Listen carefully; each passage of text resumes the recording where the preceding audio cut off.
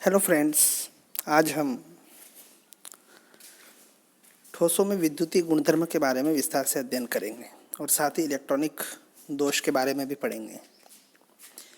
तो ठोसों में विद्युतीय गुणधर्म से अर्थ ये है कि ठोस विद्युत का चालन किस प्रकार करते हैं। तो कुछ ठोस तो बहुत अच्छी तरीके से विद्युत का चालन करते हैं, कुछ ठोस विद्युत का चालन नहीं करते हैं और कुछ ठोस ऐसे होते हैं जो लो टेम्परेचर पर तो चालन नहीं करते हैं लेकिन ताप बढ़ाने पर कुछ मात्रा में चालन करते हैं।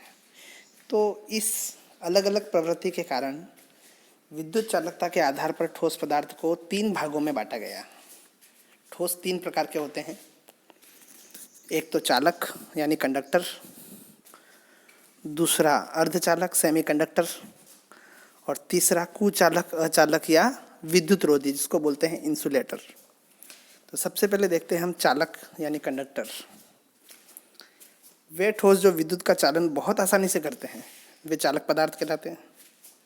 इनकी चालकता परास 10 की घात प्लस 4 से 10 की घात प्लस 7 प्रति ओम प्रति मीटर होती है। चालकता के बारे में विस्तार से अध्ययन हम अध्याय 3 में करेंगे। विद्युत रसायन में इलेक्ट्रोकेमिस्ट्री बहुत इंपॉर्टेंट चैप्टर है आपका, तो उसके बारे में मैं यहाँ आपको डिटेल में नहीं बताऊँगा। बहुत ही इसको एक विशिष्ट चालकत्व भी कहते हैं और इसको बोलते हैं इंग्लिश में कंडक्टिविटी। तो इनकी चालकता उच्च होती है 10 की घात 4 से 10 की घात 7 प्रति ओम प्रति मीटर। ठीक है। अब चालक पदार्थ भी 2 प्रकार के होते हैं, एक तो धात्विक चालक और एक आयनिक चालक, जैसा कि हम पहले भी पढ़ चुके हैं। धात्विक चालक यानी धातुएं इलेक्ट्रॉनों के समुद्र में धनायनों का संग्रह है। तो यहाँ पर फ्री इलेक्ट्रॉन्स होते हैं। फ्री इलेक्ट्रॉन्स होने के कारण ये आसानी से विद्युत का चालन करते हैं। तो यहाँ पर विद्युत का चालन मुक्त इलेक्ट्रॉन्स के द्वारा होता है, फ्री इलेक्ट्रॉन्स के द्वारा। दूसरे होते हैं आयनिक चालक। आयनिक चालक में विद्युत का चालन मुक्त आयनों द्वारा होता है, लेकिन ठोस अवस्था में इसलिए नहीं हो सकता क्योंकि सॉलिड स्टेट के अंदर पॉजिटिव और नेगेटिव चार्ज आयन के बीच में स्ट्रॉन्ग इलेक्ट्रोस्टैटिक फोर्स यानी प्रबल स्थिर विद्युत आकर्षण बल लगता है, जिसके कारण ये गमन हेतु स्वतंत्र नहीं होते। लेकिन मॉल्टन स्टेट यानी गलित अवस्था में या एक्वियस सॉल्यूशन यानी जलीय विलयन में ये आसानी से विद्युत का चालन करते हैं, क्योंकि अब ये गमन हेतु स्वतंत्र हो जाते हैं। चालक ठोस के बाद हम देखते हैं दूसरे नंबर पे कुचालक या विद्युत रोधी यानी इंसुलेटर। ये विद्युत का चालन किसी भी हाल में नहीं करते हैं, इसलिए इनकी चालकता जो होगी वो नेगेटिव में होगी। तो इनकी चालकता परास होती है 10 की घात -20 से 10 की घात -10 प्रति ओम प्रति मीटर। उसके बाद आ जाते हैं हम अर्धचालक पर। चालक और विद्युत रोधी के मध्य में है और सबसे ज़्यादा उपयोगी यही है, क्योंकि बुद्ध ने कहा है मध्य में रहो। ये मध्य में है। ये लो टेम्परेचर यानी 0 डिग्री केल्विन पर तो ये विद्युत रोधी होते हैं, लेकिन अगर हम ताप धीरे धीरे बढ़ाएं तो ये कुछ मात्रा में चालकता प्रदर्शित करते हैं, इसलिए इनको अर्धचालक कहते हैं। इनकी रेंज होती है 10 की घात -6 से 10 की घात प्लस 4 प्रति ओम प्रति मीटर। तो थोड़ा सा आप इनकी रेंज जरूर याद रखिए तीनों की, ये एग्जाम में आ सकती है। अब हम देखते हैं कि ये जो विद्युतीय व्यवहार है, चाहे चालक हो, चाहे कुचालक हो, चाहे अर्धचालक हो, ये किस आधार पर समझाएं हम, भाई ऐसा क्यों करते हैं ये। इसको समझाने के लिए वैज्ञानिकों ने एक बहुत अच्छी थ्योरी दी जिसका नाम है बैंड थ्योरी या बैंड सिद्धांत। वैज्ञानिकों ने ये एज्यूम किया, ये कल्पना की कि ये जो ठोस पदार्थ है इनमें जो परमाणविक कक्षक है वे आपस में मिलकर के आणविक कक्षक बनाते हैं और ये आणविक कक्षक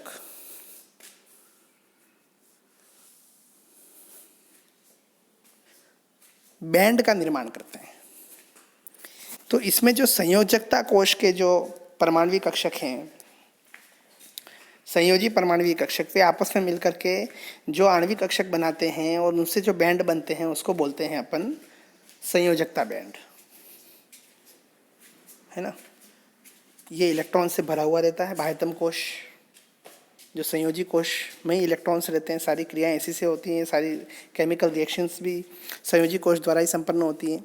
तो संयोजकता बैंड के अंदर इलेक्ट्रॉन्स उपस्थित रहते हैं और इस संयोजकता बैंड के ऊपर एक रिक्त बैंड होता है जिसका नाम है चालकता बैंड, जो कि रिक्त होता है। तो किसी भी प्रकार का ठोस हो उसमें ये दो प्रकार के बैंड तो बनते ही हैं, एक तो संयोजकता बैंड और उसके ऊपर रिक्त बैंड जिसका नाम है चालकता बैंड। तो अब ये दो प्रकार के बैंड रहते हैं, बैंड बन जाते हैं, मैं आपको आगे बता रहा हूँ, है ना। और इन दोनों के बीच का जो गैप रहता है वो कहलाता है वर्जित क्षेत्र। क्या कहलाता है? वर्जित क्षेत्र। देखना अब होता क्या है कि यहाँ पर अगर हम चालक को देखें, ये चालक को, तो चालक पदार्थ के अंदर ये वाला जो है वो संयोजकता बैंड है और ये वाला जो है वो चालकता बैंड है ना। अब ये संयोजकता बैंड को मैंने ग्रीन कलर से शो किया है, चालकता बैंड को मैंने ब्राउन कलर से शो किया है, ठीक है। अब यहाँ पर मैंने दो प्रकार का डायग्राम बनाया चालक पदार्थ के लिए, क्योंकि इसमें दो कंडीशन हो सकती हैं। एक तो दोनों इनके देखिए, इनके बीच में कोई ऊर्जा का अंतर है ही नहीं, दोनों एक दूसरे से चिपके हुए लग रहे हैं बिल्कुल। और इसके नीचे वाले में, इसमें देखिए आप कि अतिव्यापित हो रहे हैं। ये ब्राउन वाला जो ऊपर वाला जो चालकता बैंड है वो यहाँ तक है और जो नीचे वाला जो संयोजकता बैंड है वो यहाँ है, यानी एक दूसरे में समाये हुए हैं। तो इसके अंदर इलेक्ट्रॉनों को संयोजकता बैंड से चालकता बैंड में जाने के लिए किसी ऊर्जा की आवश्यकता नहीं, वो आसानी से एक बैंड से दूसरे में गमन कर सकते हैं। इसलिए इन पदार्थों की चालकता बहुत उच्च होती है, बहुत उच्च होती है ना। अब हम आते हैं अर्धचालक के ऊपर। अर्धचालक में ये जो है ग्रीन कलर वाला संयोजकता बैंड जिसमें इलेक्ट्रॉन्स हैं और ये है चालकता बैंड। अब ये जो चालकता बैंड, संयोजकता बैंड में इलेक्ट्रॉन्स हैं, ये इलेक्ट्रॉन्स हैं ये वाले। अब ये इनके बीच में, इन दोनों बैंड के बीच में बहुत कम ऊर्जा अंतराल है, यानी वर्जित क्षेत्र बहुत कम है, लेकिन है। चालक में तो था ही नहीं, इसमें है। अब लो टेम्परेचर पर तो ये सारे इलेक्ट्रॉन संयोजकता बैंड में ही रहेंगे और ताप बढ़ाने पर ऊर्जा मिलेगी। ऊर्जा मिलने से ये उत्तेजित होकर के अधिक ऊर्जा पा करके और इस वर्जित क्षेत्र को पार करके चालकता बैंड में चले जाएंगे। संयोजकता बैंड से चालकता बैंड में चले जाएंगे तो ताप बढ़ाने पर ये चालकता प्रदर्शित करेंगे। हालांकि यह चालकता बहुत कम होती है ना, इतनी कम होती है कि वो हमारे किसी काम की लगभग नहीं होती है, लगभग किसी काम की नहीं होती। तो ये भी आपको समझ में आ गया कि इनमें वर्जित क्षेत्र कम होता है अर्धचालक में। अब हम आते हैं तीसरे पे, विद्युत रोधी पे। विद्युत रोधी में ये संयोजकता बैंड, ये चालकता बैंड, संयोजकता बैंड और ये चालकता बैंड। अब संयोजकता बैंड और चालकता बैंड में इतना अधिक ऊर्जा का अंतर है कि आप चाहे कितना ही ताप बढ़ा दो, वो इलेक्ट्रॉन संयोजकता बैंड से चालकता बैंड में नहीं जा पाते हैं। और चूंकि नहीं जा पाते हैं इसलिए ये विद्युत का चालन नहीं करते हैं। तो एक बहुत ही सिस्टमेटिक तरीके से इस थ्योरी को समझाया गया। आप देखिए तीनों डायग्राम बहुत ही अच्छे तरीके से बताए गए हैं और स्पष्ट कर रहे हैं ये कि चालक पदार्थ, विद्युत रोधी पदार्थ और अर्धचालक पदार्थ का अलग अलग विद्युत व्यवहार क्यों प्रदर्शित होता है, इसका ये सीधा सीधा आंसर हमको प्रदर्शित कर रहे हैं डायग्राम। अब हम चलते हैं इसके आगे। इसमें तीनों प्रकार का आपको मैंने कहा पहले डायग्राम बनाइए, फिर बाद में आप थ्योरी लिखेंगे तो आपको थ्योरी नहीं भी लिखेंगे डायग्राम से नंबर मिल जाएंगे। और बाकी अगर समय मिलता है तो थ्योरी लिखिए। और थ्योरी यहाँ पर मैंने लिख रखी है कि धातुओं में संयोजकता बैंड एवं चालकता बैंड के मध्य ऊर्जा अंतराल या तो बहुत कम होता है या दोनों बैंड लगभग अतिव्यापित होते हैं, एक दूसरे के अंदर समाये हुए होते हैं। अतः इलेक्ट्रॉन आसानी से चालकता बैंड में चले जाते हैं। इसी कारण धातुएं अच्छी चालक होती हैं।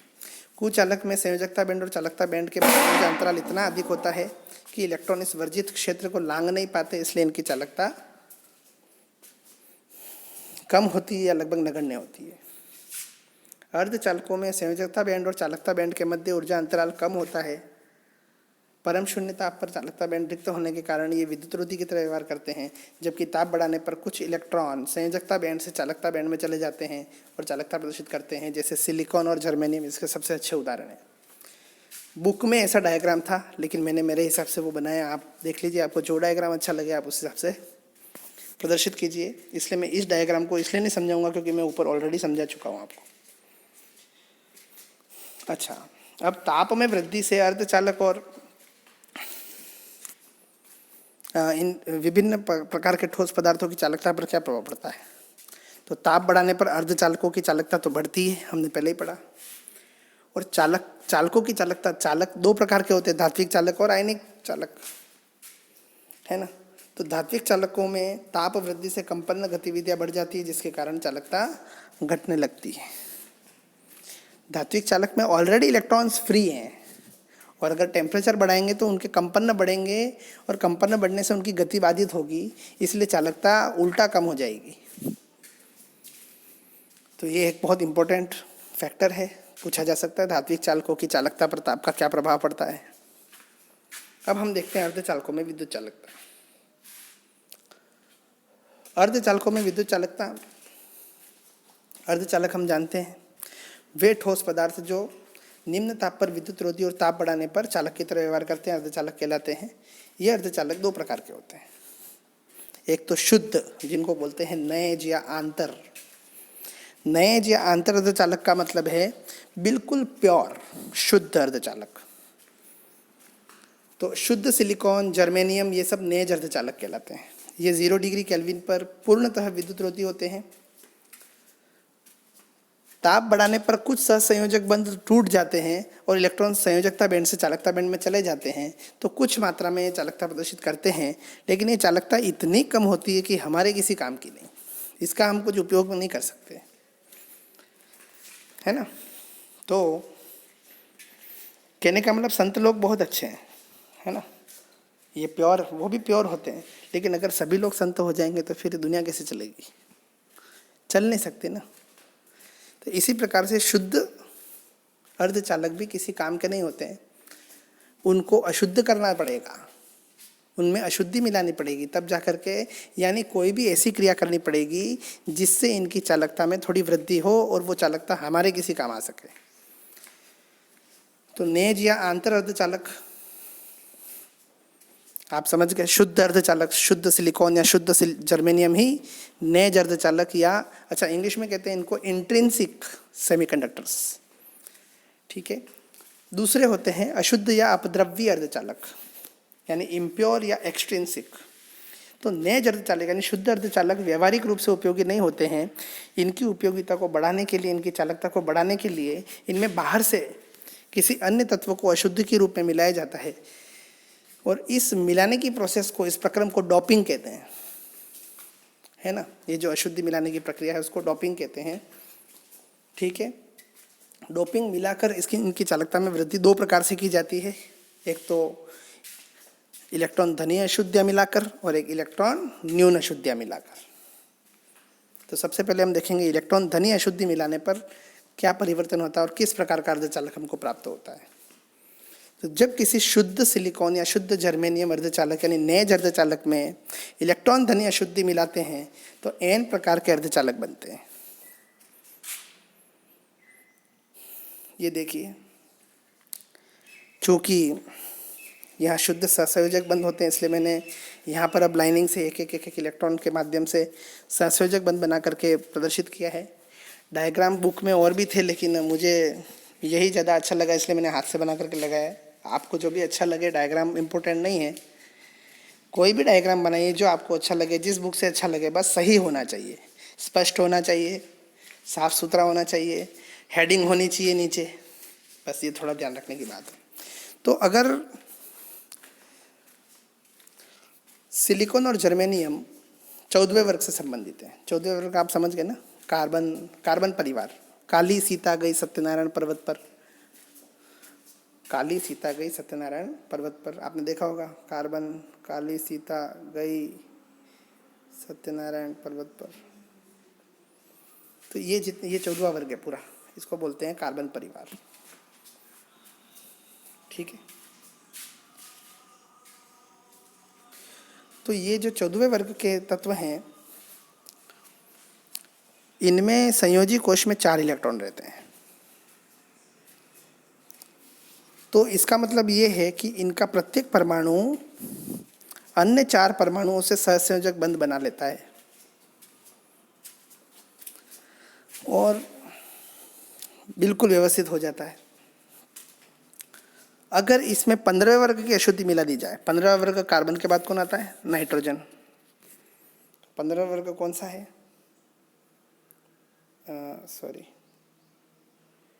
निधि, पूजा, आशीष, सब बिगड़े।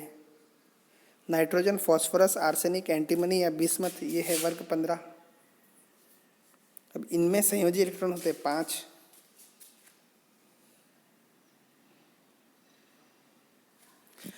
संयोजी इलेक्ट्रॉन होते हैं इनमें 5। तो जब भी इनमें किनमें सिलिकॉन या जर्मेनियम के अंदर जब वर्ग 15 के किसी तत्व की अशुद्धि को मिलाया जाता है, मैंने आपको अभी बताया कुछ भी हो सकता है, फॉस्फोरस, आर्सेनिक, एंटीमनी, इनको, तो ये अशुद्धि तत्व सिलिकॉन या जर्मेनियम का स्थान ले लेते हैं। किसी भी एक सिलिकॉन या जर्मेनियम को, जैसे बहुत सारे अलग अलग स्पॉट पर ये उनका स्थान ग्रहण कर लेते हैं, है ना। अब सिलिकॉन की तो या जर्मेनियम, उनकी संयोजकता तो 4 थी, तो वो चारों तरफ 4 परमाणुओं से 4 इलेक्ट्रॉन द्वारा जुड़े थे। लेकिन अब ये जो अशुद्धि के रूप में हमने जो 15वें वर्ग के तत्व मिलाए हैं, इनकी वैलेंसी है 5। तो 4 इलेक्ट्रॉन तो जैसे सिलिकॉन 4 बॉन्ड बना रहे थे, 4 बॉन्ड ये भी बनाएंगे, लेकिन 5वां इलेक्ट्रॉन के लिए तो कोई बॉन्ड बनाने के लिए उपलब्धि नहीं है। तो इनका जो 5वां इलेक्ट्रॉन है, इसके अंदर ये जो 5वां इलेक्ट्रॉन है, ये इसमें मुक्त अवस्था रहता है, फ्री इलेक्ट्रॉन्स।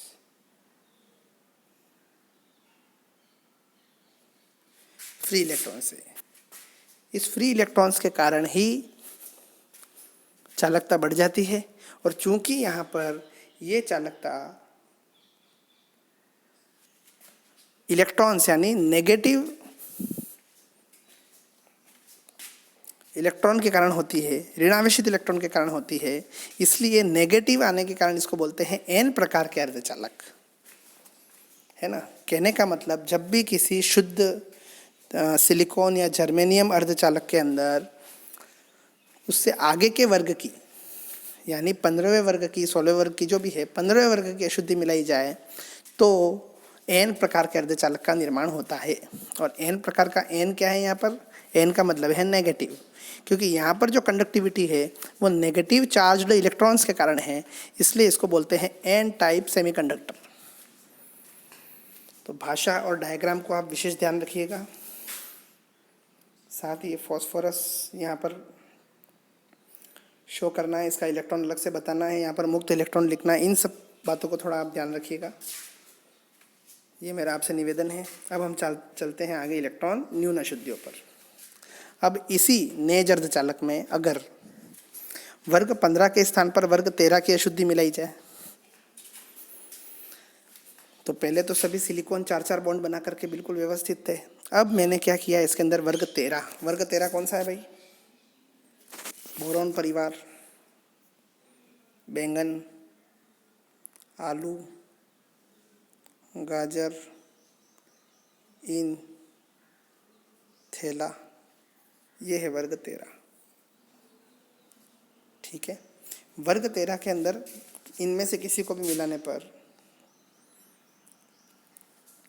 वर्ग 13 के तत्वों की संयोजकता होती है 3। इनके पास संयोजी कोश में 3 ही इलेक्ट्रॉन होते हैं। अब यहाँ पर जैसे ही हमने वर्ग 13 के तत्वों को अशुद्धि के रूप में मिलाया सिलिकॉन या जर्मेनियम के अंदर, तो ये अशुद्धि तत्व क्या करते हैं, सिलिकॉन या जर्मेनियम की जगह ले लेते हैं। अब सिलिकॉन के पास कितने थे? 4 बॉन्ड बना रहा था वो पड़ोसी परमाणुओं से, निकटवर्ती परमाणुओं से एक इलेक्ट्रॉन का साझा करके 4 बॉन्ड बना रहा था। लेकिन बोरोन के पास तो 3 है, तो 3 तो बनाएगा, लेकिन चौथा है ही नहीं तो चौथा इलेक्ट्रॉन की जगह खाली रहेगी, है ना। तो यहाँ पर ये चौथे इलेक्ट्रॉन की जगह देखिए ये खाली है, इसी को बोला मैंने हॉल, HOLE हॉल।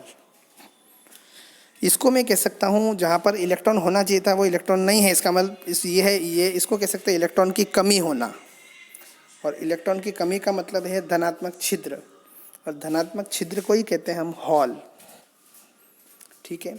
अब होता क्या है, ये जैसे ही हॉल यहाँ हुआ, यहाँ पर इलेक्ट्रॉन की कमी हुई, तो पास वाले एटम से इसके ऊपर यहाँ इलेक्ट्रॉन आ गया इसकी पूर्ति करने के लिए। तो अब यहाँ पर हॉल पैदा हो गया, यहाँ पर इसकी पूर्ति के लिए यहाँ से आ गया, अब यहाँ पर हॉल पैदा हो गया। कहने का मतलब अब धनात्मक छिद्र गति कर रहा है, और धनात्मक छिद्र की गति के कारण इसमें चालकता उत्पन्न हो रही है। चूंकि यह चालकता पॉजिटिव चार्ज पॉजिटिव होल के कारण पैदा हो रही है, इसलिए इसको बोलते हैं पी टाइप सेमीकंडक्टर। इसलिए इसको बोलते हैं पी टाइप सेमीकंडक्टर। तो एन टाइप सेमीकंडक्टर और पी टाइप सेमीकंडक्टर आप समझ गए। जब सिलिकॉन और जर्मेनियम के शुद्ध अर्धचालक के अंदर वर्ग 15 की अशुद्धि तत्व मिलाए जाते हैं, यानी उसकी संयोजकता से ज़्यादा संयोजकता वाले तत्व जब मिलाए जाते हैं, शुद्ध अर्धचालकों की संयोजकता कितनी थी 4, तो 4 से ज़्यादा संयोजकता वाले तत्व जब मिलाए जाते हैं तो बनता है एन टाइप सेमीकंडक्टर। और जब उससे कम संयोजकता यानी 3 वर्ग 13 के तत्व की अशुद्धि के रूप में मिलाए जाते हैं तो पी टाइप सेमीकंडक्टर बनते हैं।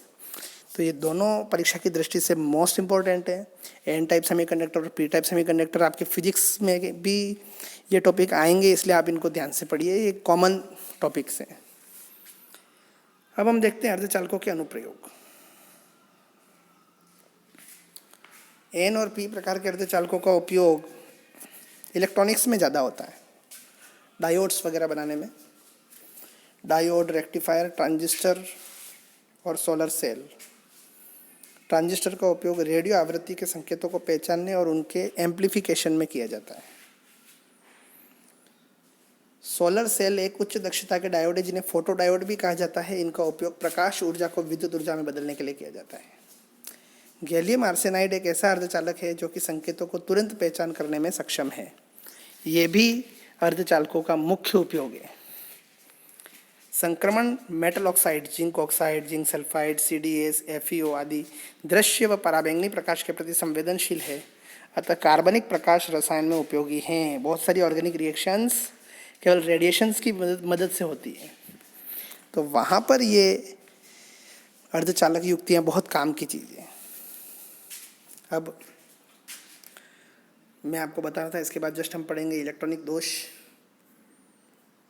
तो इलेक्ट्रॉनिक दोष में यही था, एक तो हमने पढ़ा था बिंदु दोष और एक है इलेक्ट्रॉनिक दोष। तो इलेक्ट्रॉनिक दोष में यही है कि जैसे शुद्ध अर्धचालक है, लेकिन उपयोगिता बढ़ाने के लिए हमने उसकी इलेक्ट्रॉनिक प्रॉपर्टी को चेंज करने के लिए हमने उसके अंदर जो अशुद्धियाँ मिलाई, उसको ही हम कहते हैं इलेक्ट्रॉनिक दोष, है ना। वर्ग 15 की अशुद्धि मिलाई या वर्ग 13 की अशुद्धि मिलाई।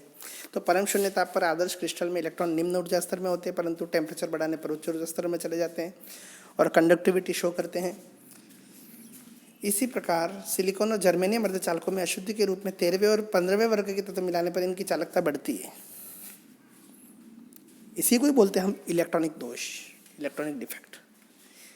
अगर हम इसमें इंपॉर्टेंट चीज़ भी देखें, इससे रिलेटेड क्वेश्चन भी आ सकता है। वर्ग 13-15, वर्ग 13 कौन सा है? बैंगन, आलू, गाजर, इंथेला, boron, aluminium, gallium, indium, gallium, thallium. तो ये जितने भी एलिमेंट्स है ये है वर्ग 13। और वर्ग 15 कौन से? निधि, पूजा, आशीष, बिगड़े, नाइट्रोजन, फॉस्फोरस, आर्सेनिक, एंटीमनी और बिस्मथ। इनके संयोग से जो यौगिक बनेंगे, या वर्ग 12-16 के संयोग से जो यौगिक बनेंगे, ये पूर्ण रूप से सहसंयोजक नहीं होते, इसलिए ये स्पेशल प्रॉपर्टी शो करते हैं या प्रकाशिक गुण भी प्रदर्शित करते हैं। तो आप इनको पहचान कैसे सकते हैं? जैसे एल्यूमिनियम, एल्यूमिनियम के ऊपर क्या रहता है? +3, फॉस्फोरस के ऊपर -3, क्या बन जाएगा? Aluminium phosphide. ये है ये गैलियम आर्सेनाइड। इसी प्रकार से गैलियम आर्सेनाइड, ये गैलियम, तो जी ये गैलियम आर्सेनाइड बन गया। ये INS भी बन गया ये। इसी प्रकार वर्ग 12-16 की बात करें तो ZNS 12, सॉरी वर्ग काली सीता के सत्यनारायण पर्वत पर, और 16, अच्छा, ओ सचिन, सहवाग, तेंदुलकर, पोलाक।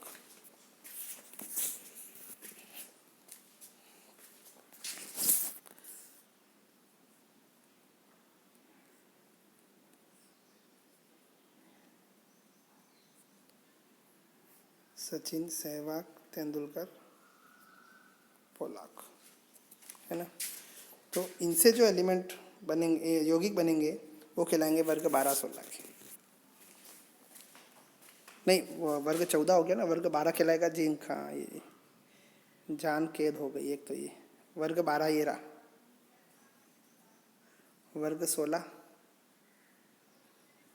ओ सचिन, सहवाग, तेंदुलकर और Pollock. Oxygen, sulphur, selenium, tellurium और पोलोनियम। इधर जिंक, कैडमियम और मरकरी।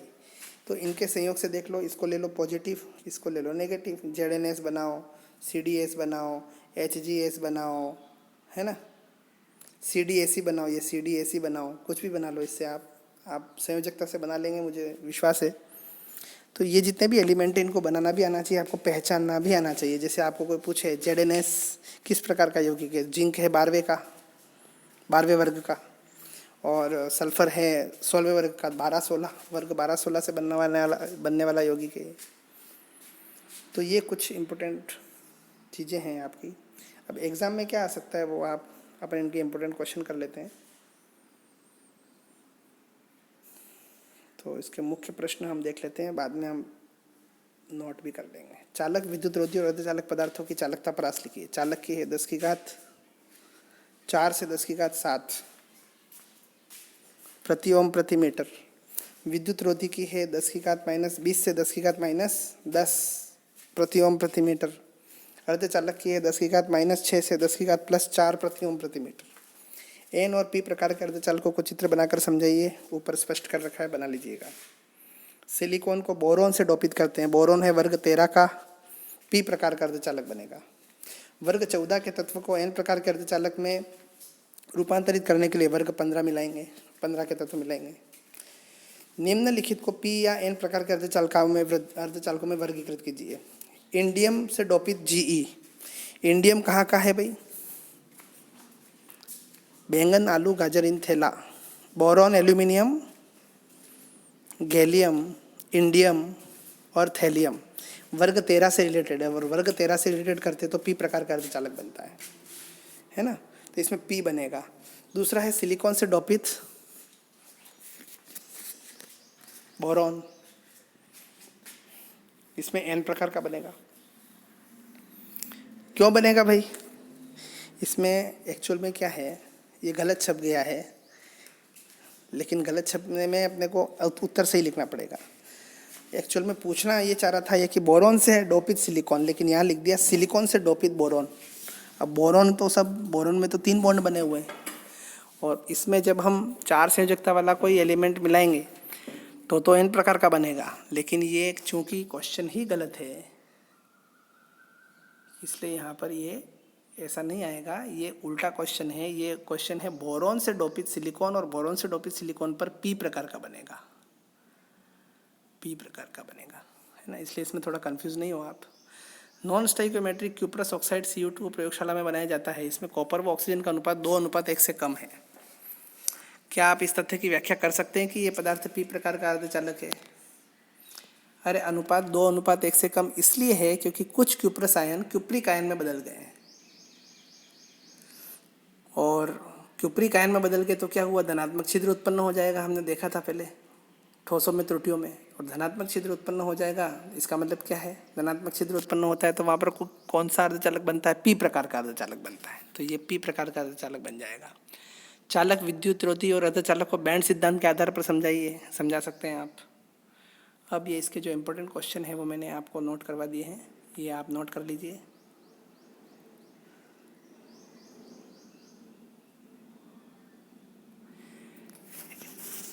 तो ये जितने भी क्वेश्चंस हैं, इनमें जो बोल्ड लेटर्स में लिखे हैं, गहरे काले अक्षरों में वो बोर्ड में आए हुए हैं। आप देख सकते हैं कितना इंपॉर्टेंट टॉपिक है ये, कितनी बार आया हुआ है। बोर्ड के क्वेश्चन देखिए आप। ठोस क की विद्युत चालकता 10⁴ से 10⁻7 यानी चालक। ठोस ख की विद्युत चालकता 10⁻−10 से।